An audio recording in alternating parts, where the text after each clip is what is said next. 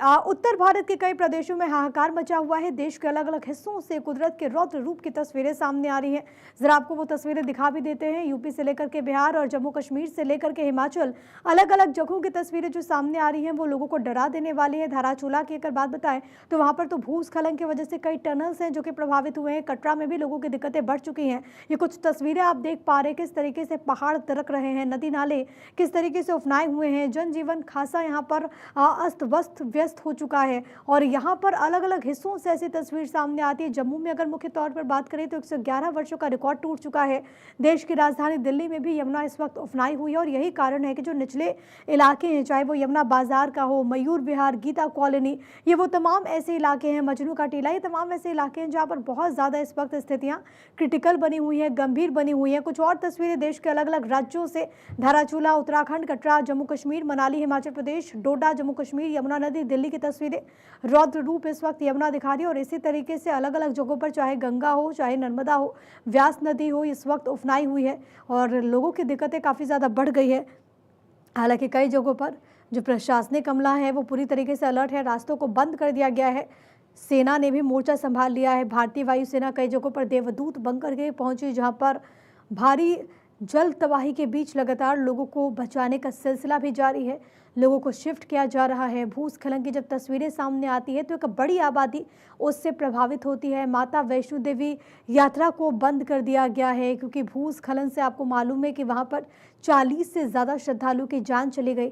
कई श्रद्धालु ऐसे जो कि लंबे वक्त तक जम्मू में फंस गए, हालांकि उनको निकालने का काम भी लगातार जारी है। अलग अलग मार्गों से उनको उनके गंतव्य तक भेजा जा रहा है। कुछ और तस्वीरें हैं। पंजाब में प्रलय किस तरीके से जारी है वो जरा आप देखें। जम्मू कश्मीर में पहाड़ डरा रहे हैं। हिमाचल में भी एक बार फिर से आपदा महसूस की जा रही है। मध्य प्रदेश के धार में कैसे पानी प्रहार देखने को मिल रहा है। एक बाइक आपको नजर आएगी जो किसी तरीके से नदी की तेज गति के साथ आगे बढ़ना चाहती थी, लेकिन एकदम से आप देखेंगे कि वहां पर कैसे नदी की धारा के साथ ये जो गाड़ी है वो आगे बहती हुई नजर आती है। वहां पर जो युवक था वो भी इस दौरान बहता हुआ नजर आता है।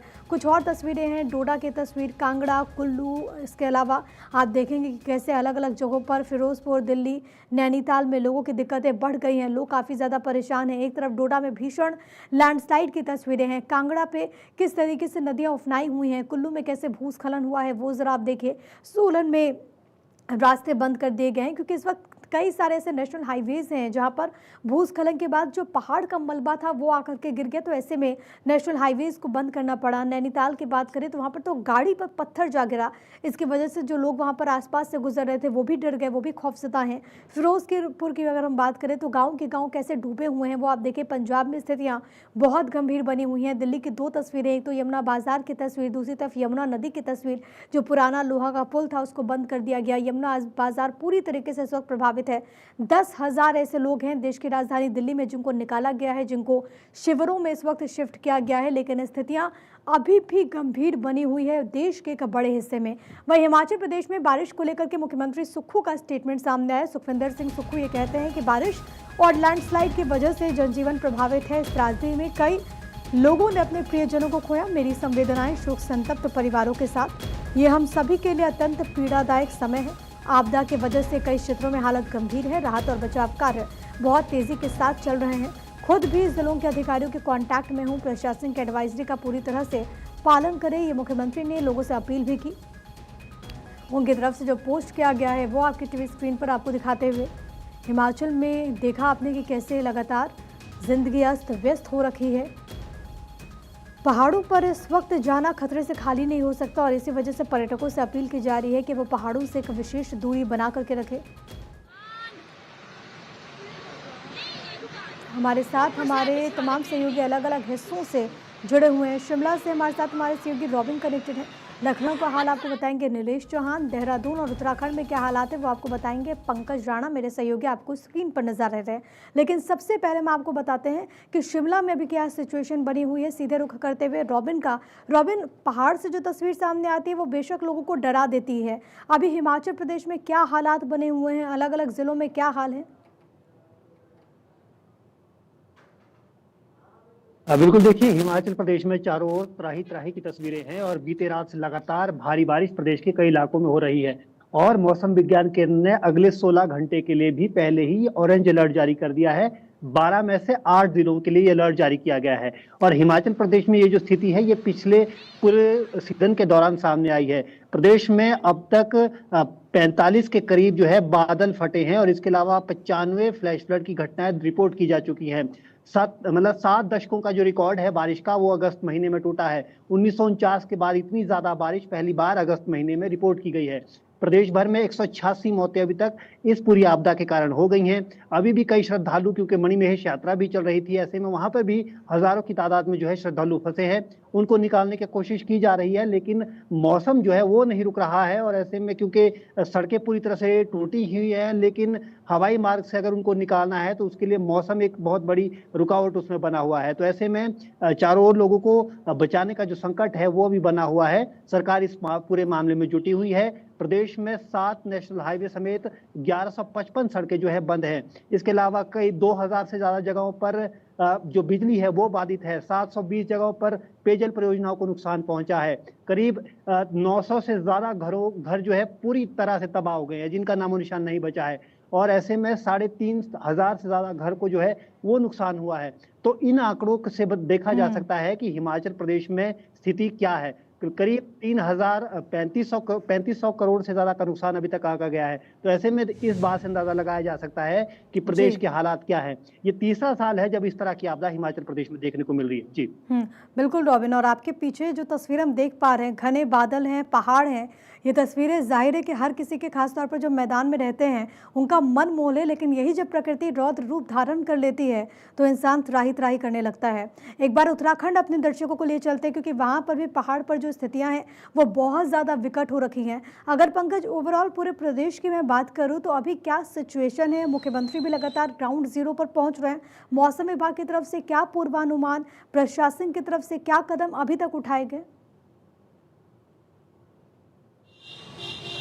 देखिए, आज देहरादून में हल्की राहत है। हालांकि मौसम विभाग ने प्रदेश के पर्वतीय जिलों में आज रेड और ऑरेंज अलर्ट जारी किया है, लेकिन देहरादून का मैं मौसम की बात करूं तो यहाँ हल्की धूप खिली हुई है और हल्के बादल भी छाए हुए हैं, क्योंकि अभी दिन काफी बचा हुआ है। और ऐसे में जिस तरह से मौसम विभाग ने अलर्ट जारी किया है तो संभवतः शाम होते होते बारिश का सिलसिला शुरू हो जाएगा। लेकिन पर्वतीय क्षेत्रों में बात की जाए तो मौसम के मिजाज की वजह से पूरे पर्वतीय क्षेत्रों में हालात बहुत गंभीर बने हुए हैं। कई जगह लैंडस्लाइड की घटनाएं सामने आ रही हैं। नदियों का जो जलस्तर है वो बढ़ा हुआ है। लगातार जो जिला प्रशासन की टीमें हैं और नदी नाले के किनारे रहने वाले लोगों को मुनादी करके सतर्क कर रही है, अलर्ट कर रही है। आपदा प्रबंधन विभाग ने सभी जिलों के अधिकारियों को एक पत्र भेज दिया था कल ही, और कल ही उस पत्र में कहा गया था किसी भी तरह से किसी का फोन स्विच ऑफ नहीं होना चाहिए। हर एक अधिकारी को रिस्पॉन्स देना है फोन पर। किसी भी तरह की दिक्कत किसी भी जिले में होती है तो उसकी जिम्मेदारी जिला अधिकारी पे होगी। मुख्यमंत्री खुद ग्राउंड जीरो पर जा रहे हैं। कल वो हरिद्वार के आपदाग्रस्त क्षेत्रों में गए थे, उससे पहले वो खटीमा में गए थे, उससे पहले उत्तरकाशी में गए थे, थराली में गए थे। तो तमाम जगह खुद मुख्यमंत्री ग्राउंड जीरो पर पहुंच रहे हैं और राहत बचाव के लिए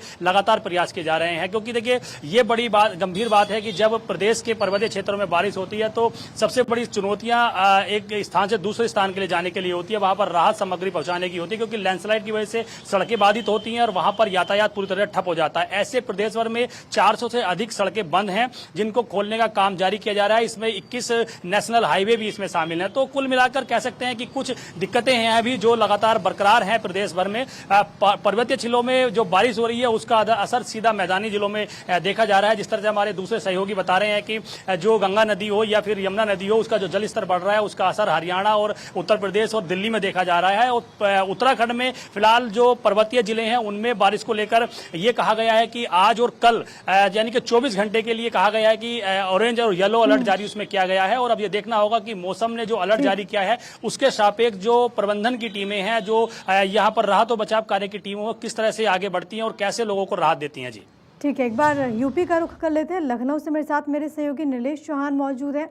और नीलेश, अगर पूरे प्रदेश की बात करें तो कौन कौन से ऐसे इलाके हैं जहां पर बहुत ज़्यादा गंभीर स्थितियां हैं? कौन कौन से ऐसे इलाके हैं जहां पर मौसम विभाग की तरफ से पूर्वानुमान है कि वहां पर ज़्यादा बारिश होगी? देखिए, अगर हम उत्तर प्रदेश की बात करें तो उत्तर प्रदेश के 49 जिलों को लेकर मौसम विभाग ने अलर्ट जारी करते हुए कहा है कि 49 ऐसे जिले हैं जहां पर भारी बारिश का ऑरेंज अलर्ट जारी किया गया है। और उत्तर प्रदेश सरकार की बात करें तो उत्तर प्रदेश सरकार की तरफ से भी लगातार निगरानी की जा रही है। जो बाढ़ ग्रसित इलाके हैं, चाहे वो प्रयागराज हो, वाराणसी हो, सोनभद्र हो, या फिर गाजीपुर हो, बाराबंकी हो, अयोध्या हो, या हरदोई, शाहजहांपुर, पीलीभीत हो, इन जगहों पर लगातार निगरानी रखी जा रही है। और प्रत्येक जिलों की जिम्मेदारी भी उत्तर प्रदेश सरकार में मंत्रियों को सौंपी गई है। तो अपने आप में ये कहा जा सकता है कि मंत्री भी वहां पर कैंप कर रहे हैं, एनडीआरएफ एसडीआरएफ की टीमें कैंप कर रही हैं, और साथ ही साथ 24 घंटे की जो प्रगति रिपोर्ट है वो मुख्यमंत्री कार्यालय को अवगत कराई जा रही है। यही कारण है कि दूसरे प्रदेशों की अपेक्षा उत्तर प्रदेश में व्यवस्थाएं अभी भी जो है धरातल पर चल रही है। और मुख्यमंत्री ने साफ तौर पे कहा है, जो बाढ़ ग्रसित इलाके हैं, जो वहां पर जनता को परेशानियां हो रही, तत्काल उन परेशानियों का निदान किया जाए और प्रत्येक नागरिक तक राहत और बचाव कार्य पहुंचाया जाए। बाढ़ के समय में लोगों की मूलभूत आवश्यकताएं, वो पीने का पानी हो, खाना हो, समय पर उनको उन तक पहुंचता रहे।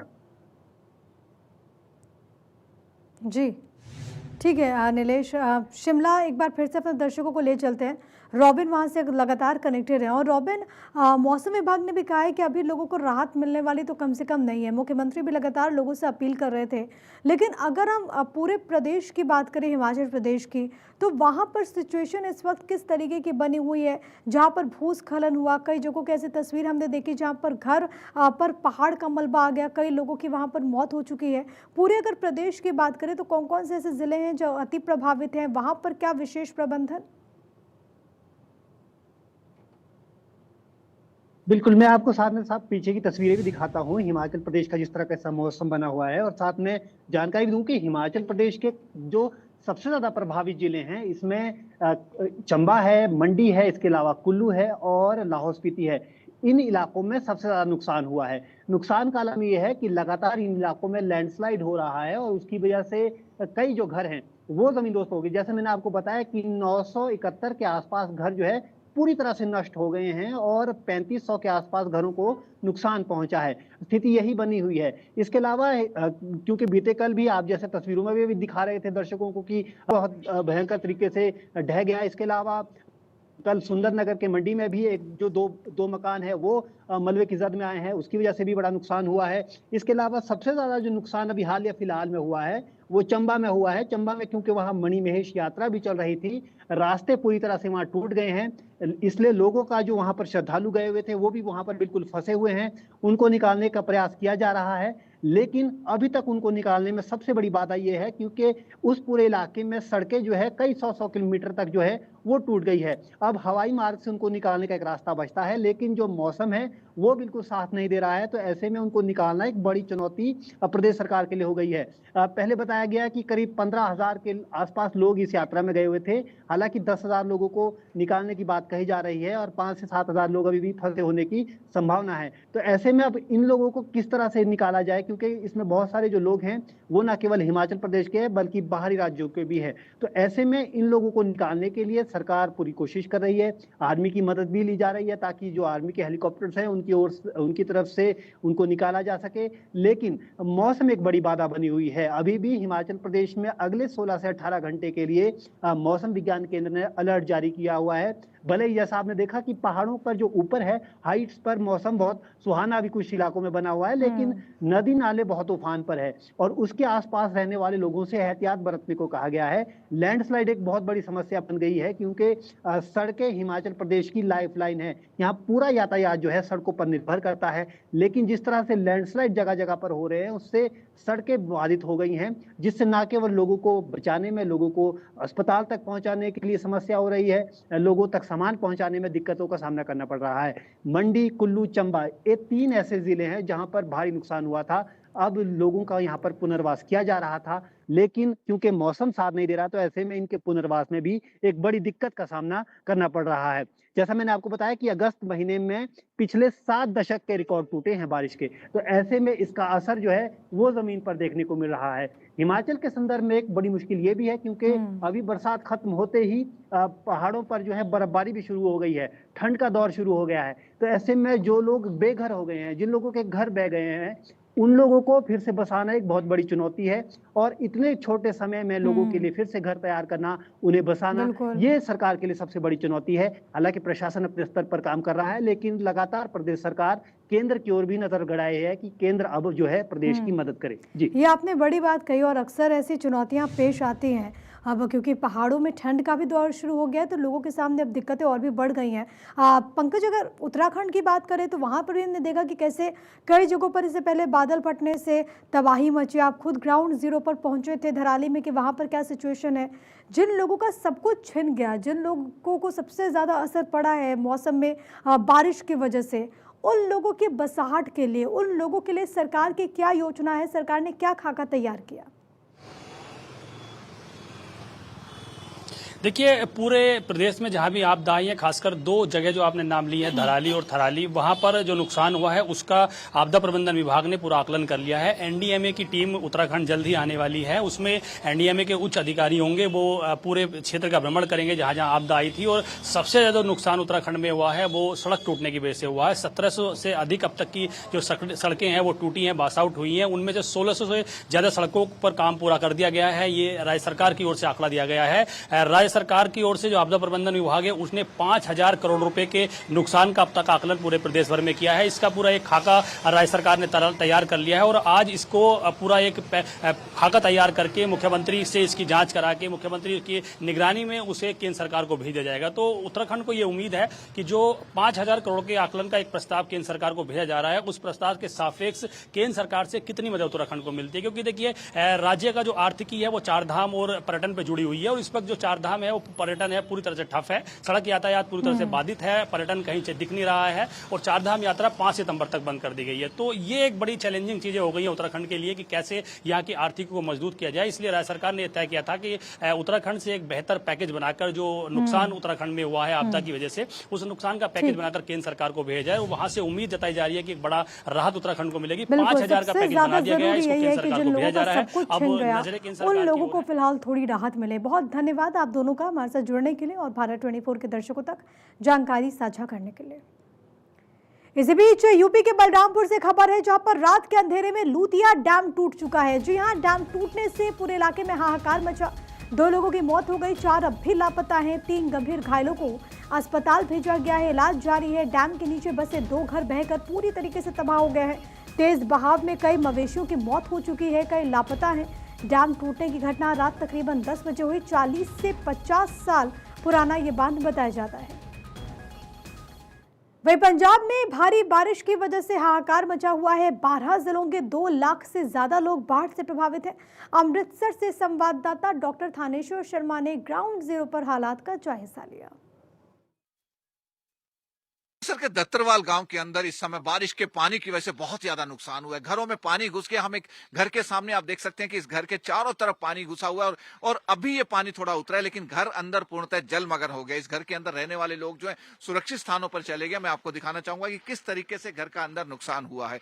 आप देख सकते हैं कि अच्छा खासा भरा पूरा परिवार रहता है, अच्छा खासा घर बना हुआ है और देखिए पूर्णतः घर जलमग्न हो गया था। जो अवशेष बता रहे हैं कि सारा यहां तक जो बताया गया कि पानी पानी था। इसके आगे आप देखेंगे कि यहाँ पशु बंधे हुए हैं, क्योंकि ये कुछ एरिया सूखा रह गया था जहां पर कि इन्होंने अपने जो दुधारू पशु हैं उनके लिए अरेंजमेंट किया हुआ है और उनके खाने के लिए पशु चारे का अरेंजमेंट किया हुआ है। लेकिन इसके आगे जितना तक आपकी नजर जाएगी ये घर जो है पूर्णतः जलमग्न हो गया, जिससे यहाँ लोगों को अत्यधिक परेशानियों का सामना करना पड़ रहा है। ये देखिए गाय है जो कि पानी आया हुआ है तो बहुत ज्यादा परेशानियों का सामना करना पड़ रहा है। ये देखिए ये पशु जहां बंधे हुए हैं, इसके आगे आप देखेंगे जहां तक नजर जाएगी आपकी ये गांव, ये घर है। घर के आगे पूर्णतः आपको चारों तरफ जल ही जल नजर आएगा। और ये घर वाले जो हैं देखिए आप पशुओं की देखरेख के लिए जो खड़े हैं, आप देख सकते हैं घुटनों से ऊपर तक ये पानी में डूबे हुए हैं। क्योंकि पशु हैं, पशुओं के चारे के लिए इनको आगे जाना पड़ता है। क्योंकि ये यहाँ जो आप देख रहे हैं यहाँ पशु बांधे जाते थे, इसके परली तरफ चारे का प्रबंध था। पशु चारा पूर्णतः खराब हो चुका है। पशुओं के जो रहने की स्थान थी ऊपर पंखा लगा हुआ है ताकि पशुओं को गर्मी ना लगे। तो इसके लिए पूर्णतः सारा का सारा देख सकते हैं कि बहुत ज्यादा नुकसान हो गया है। नुकसान की वजह से लोगों का कहना है कि सरकार की तरफ से अभी तक किसी भी तरह की कोई मदद हमारे पास नहीं आई है, ना ही कोई प्रशासनिक अधिकारी हमारी सुध पूछने के लिए आया है। इस कारण इन्हें अत्यधिक ज्यादा सरकार के प्रति रोष भी है। इनका कहना है कि जल्दी से, क्योंकि हमारे पास जो अभी तक सूखा पशु चारा रखा हुआ था वो खत्म हो गया। इंसान तो किसी ना किसी तरीके भूखा रह के भी गुजारा कर लेगा, लेकिन पशुओं को किस तरीके किया जाए, पशुओं के लिए पशु चारे का अरेंजमेंट किया जाए और जो जरूरी सुविधाएं हैं वो इन्हें उपलब्ध करवाई जाए। वीडियो जर्नलिस्ट विकास पंत के साथ डॉक्टर थानेश्वर शर्मा, दत्तरवाल गांव, अमृतसर। तो अंबाला में रात से ही जारी बारिश ने लोगों की मुसीबतें बढ़ा दी है। अंबाला जिले के कई इलाके जलमग्न हो चुके हैं, बाजार भी प्रभावित है। अंबाला कैंट की गांधी मार्केट में पानी भरने से दुकानदार डर में है। दुकानदार बाजारों में पानी भरने से परेशान है। उनका कहना है कि हर साल उन्हें इस तरह से ही मुसीबतों का सामना करना पड़ता है, प्रशासन कोई ध्यान नहीं देता। तो यहाँ पे हर साल की तरह इस साल भी पानी आ चुका है। यहाँ पे हर मुश्किलों का सामना करना पड़ रहा है। दुकानों में पानी देखो कितने हिसाब से बढ़ चुका है। यहाँ पे हर साल पानी बढ़ चुका है, लेकिन इस बार तो चलो थोड़ा आया है, फिर भी नुकसान वाले तो हो सकते हैं हमारी। पहले टाइम से पहले हमने ऊपर कर लिया है माल, ज़्यादातर नुकसान तो नहीं हुआ इस बार हमारा। कुछ नहीं कह सकते हैं मैम। पानी भर जाता है जी, हर साल पानी भर जाता है यहाँ पे। हम लोग तो हर साल परेशान हैं यहाँ पे। बीस साहब ने अब हमारे को दुकानें हमारे नाम करा दी है। अब इनको उठा के हम लोग कुछ सेव कर सकेंगे, अगले साल सेव करेंगे। यहाँ पे 1-1 फुट पानी है जी हमारे पास। जाती है ना मैम, यहाँ पे तो मैम देखते देखते पानी बढ़ ही आ रहा है। 1 से 1.5 फुट तक पानी आ चुका है और हर साल ही ये हो रहा है हमारे यहाँ। अभी आप दुकानों में भी देखोगे पानी भरना चालू हो गया हमारी दुकानों में भी, और ग्राहकी भी नहीं है हमारे यहाँ पे, और दिक्कतें बहुत आ रही है। और खंबे लगे हैं, इस पर भी करंट आने का भी डर रहता है हमारे को। जो भी स्ट्रीट लाइट लगी है इसमें भी डर है हमारे को आना। और पानी भी काफ़ी भर चुका है, आप देख सकते हैं छतें भी चोरी है हमारी, और पूरी दुकानों के अंदर पानी अभी घुसना स्टार्ट हो चुका है हमारे। और वक्त यहाँ पर एक ब्रेक का।